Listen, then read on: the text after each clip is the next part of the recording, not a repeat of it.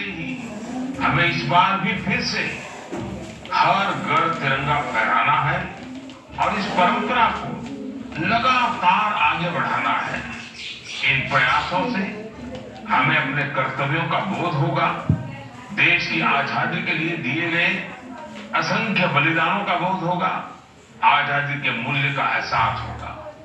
इसलिए हर देशवासी को इन प्रयासों से जरूर जुड़ना चाहिए। मेरे प्यारे देशवासियों, मन की बात में आज बस इतना ही। अब कुछ ही दिनों में हम 15 अगस्त आजादी का ये महान पर्व का हिस्सा बनेंगे। देश की आजादी के लिए मर मिटने वालों को हमेशा याद रखना है।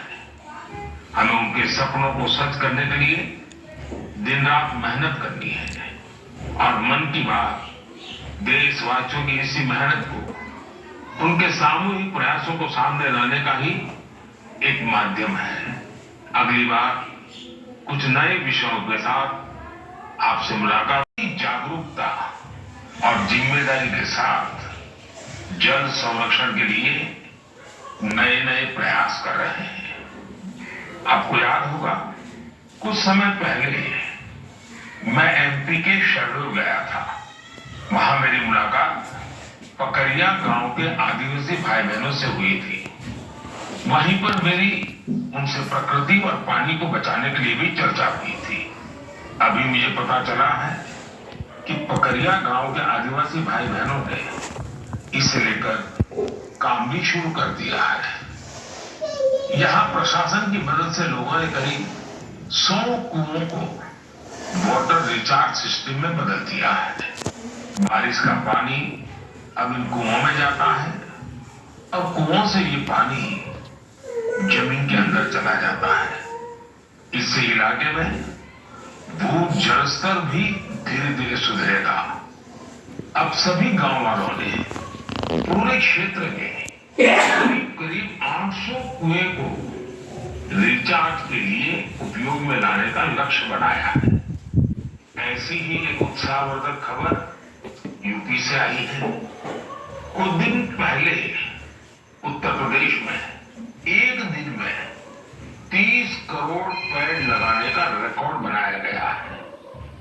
इस अभियान की शुरुआत राज्य सरकार ने की, उसे पूरा वहां के लोगों ने किया। ऐसे प्रयास जन भागीदारी के साथ साथ जन जागरण के भी बड़े उदाहरण हैं। मैं चाहूंगा कि हम सब भी पेड़ लगाने और पानी बचाने के इन प्रयासों का हिस्सा बने। मेरे प्यारे देशवासियों, इस समय सावन का पवित्र महीना चल रहा है।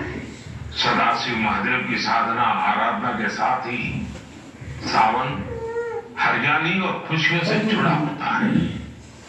इसलिए सावन का आध्यात्मिक के साथ ही सांस्कृतिक दृष्टिकोण से भी बहुत महत्व रहा है। सावन के झूले, सावन की मेहंदी, सावन के उत्सव, सावन का मतलब ही आनंद और उल्लास होता है। साथियों, हमारी इस आस्था और इन परंपराओं का एक पक्ष हर घर तिरंगा फहराना है और इस परंपरा को लगातार आगे बढ़ाना है। इन प्रयासों से हमें अपने कर्तव्यों का बोध होगा, देश की आजादी के लिए दिए गए असंख्य बलिदानों का बोध होगा, आजादी के मूल्य का एहसास होगा। इसलिए हर देशवासी को इन प्रयासों से जरूर जुड़ना चाहिए। मेरे प्यारे देशवासियों, मन की बात में आज बस इतना ही। अब कुछ ही दिनों में हम 15 अगस्त आजादी का ये महान पर्व का हिस्सा बनेंगे। देश की आजादी के लिए मर मिटने वालों को हमेशा याद रखना है। हमें उनके सपनों को सच करने के लिए दिन रात मेहनत करनी है और मन की बात देशवासियों की इसी मेहनत को, उनके सामूहिक प्रयासों को सामने लाने का ही एक माध्यम है। अगली बार कुछ नए विषयों के साथ आपसे मुलाकात